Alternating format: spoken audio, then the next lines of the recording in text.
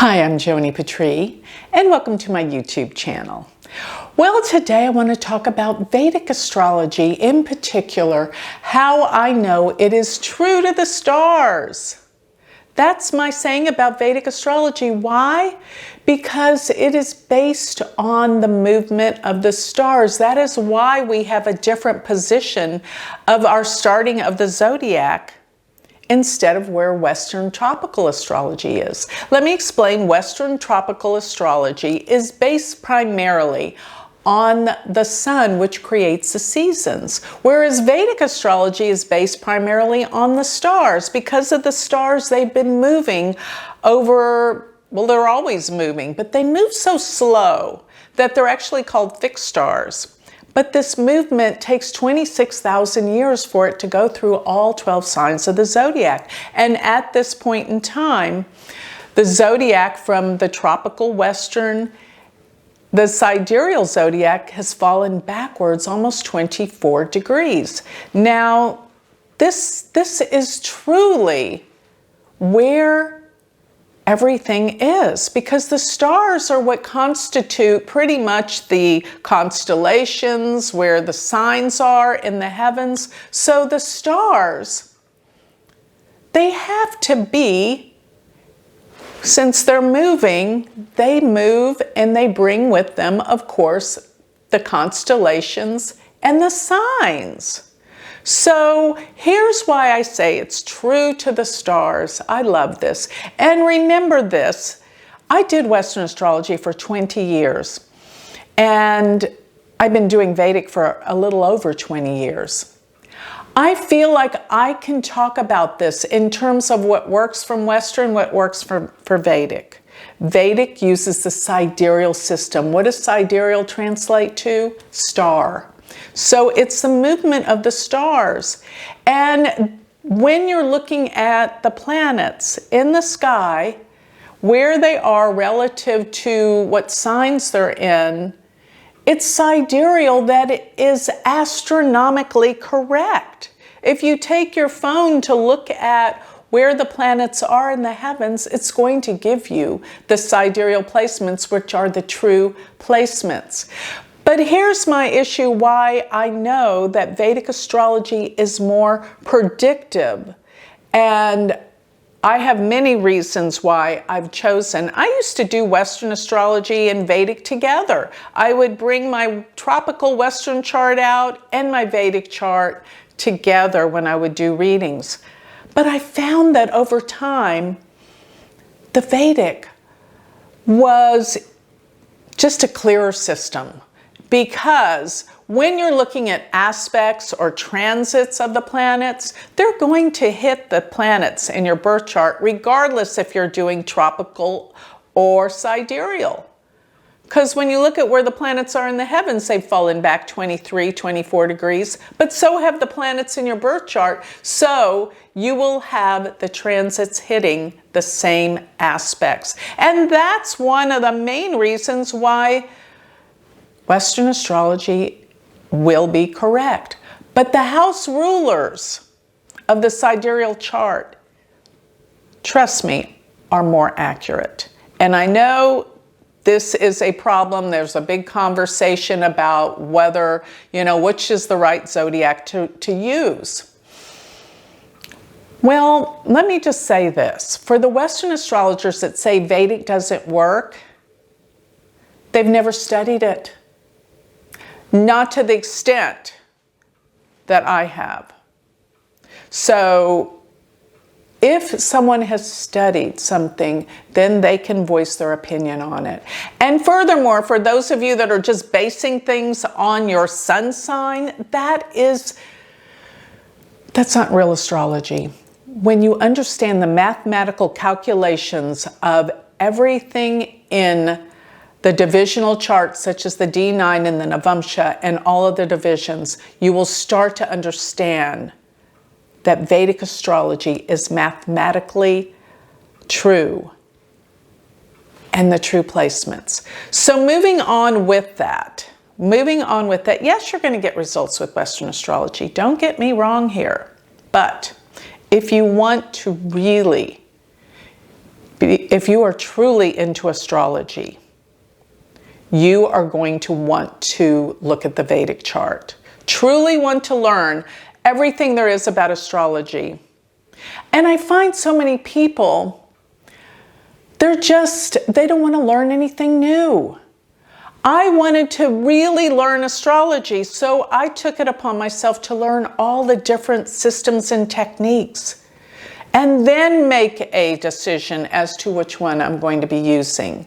By the way, for those of you that are truly interested in learning Vedic astrology, I'm starting my new semester 1 class January 25th. Check it out. You're going to learn true Vedic astrology, how to really read a chart. But continuing on with this, why I say it's true to the stars is this specific powerful reason. Because when we're talking about, well, when we start getting into the nakshatras in Vedic astrology, the nakshatras are simply where you take the zodiac of 360 degrees and you divide it up into smaller portions. And these portions, it's very mathematical. And this is the beauty of why it is so much more precise.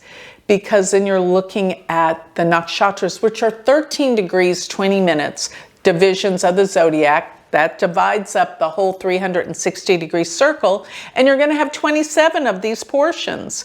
So the stars that are in these portions of the zodiac are what give the nakshatras their true essence and meaning. But here is, once again, my point, is you keep the stars moving, then they stay, the fixed stars stay in the signs that they give the meanings to. For example, the 4 royal stars. These stars were used in navigation, and they are the brightest intensity, and they have deep core meanings, all the stars. But for example, when you talk about the star Regulus, Regulus is sidereally, it's around 5-6 degrees of Leo, and it represents everything that Leo's about. It's about rulers, kings, presidents, everything that Leo is, and even the loyalty, because Regulus is said to be, and it is the heart of the lion. How can you say that Regulus, heart of the lion, everything to do with Leo, is in Virgo? That's what tropical Western astrologers think. But they will never change out of their signs that they represent and give meaning to in the sidereal zodiac. So it's true to the stars. So Regulus is in Leo. And another thing about the heart of the lion, it means loyalty. And of the heart, someone that has the warmth and the open-heartedness. Yes, this is part of what Leo's about. Yes, they can be self-serving and self-centered at times, but they are the warmth of the heart. This is the Leo sign, and that's where Regulus is. Let's talk about Scorpio. How about Antares, the star of war and conflict and deep things? Very scorpionic in representation and meaning. And it sits in the heart of the scorpion. But tropical astrologers think it's in Sagittarius. No, everything to do with Antares is what Scorpio is all about. Even exactly opposite Antares, we look at the fixed star Aldebaran. And Aldebaran, understand this, it is the eye of the bull. And we have it around 15, 16 degrees of Taurus, exactly opposite Antares in Scorpio. How can the eye of the bull not be in Taurus? It can't be. It's in Taurus, that's it. But tropical astrologers, they think it's changed signs. So here's another thing that's fascinating. Rohini is the nakshatra where we have the star Aldebaran. And Aldebaran is said to be a red star. It's called the red one. It's the eye of the bull and it's red. Did you know that Rohini is called the red one? This is how they all tie up and they stay together. And in Aquarius, we have Famulot. It's every meaning with that has everything to do with Aquarius and Aquarian nature. As a matter of fact, the stars in Aquarius, this is so interesting, they look like a cloud. You can't really see the stars, it's just a cloud.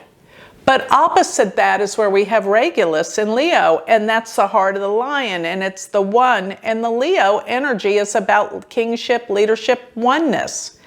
Whereas Aquarius is humanity. And those stars, those groupings of stars, remain in Aquarius because they all move. The stars, constellation, they stay together in their movement. They do not separate into different signs. So I just wanted to bring out a fascinating fact about how Vedic astrology, because of precession, it's never going to change. These stars will remain true to their signs and give the signs and nakshatras their deep, rich, profound meanings of the zodiac. There's so much more to it, but I just thought I'd give you a little touch, a little interest. There's so much more I could discuss with you about how beautiful and fascinating and important it is that you study Vedic astrology if you are truly dedicated to learning about the heavens, the skies, and astrology. You'll put this on the forefront to learn because it will change how you see things. It did for me. So with that, I'll close. Remember, if you would like to learn more about me, go to my website, galacticcenter.org, and check out my university website, which is University of Vedic Astrology.com. Thank you.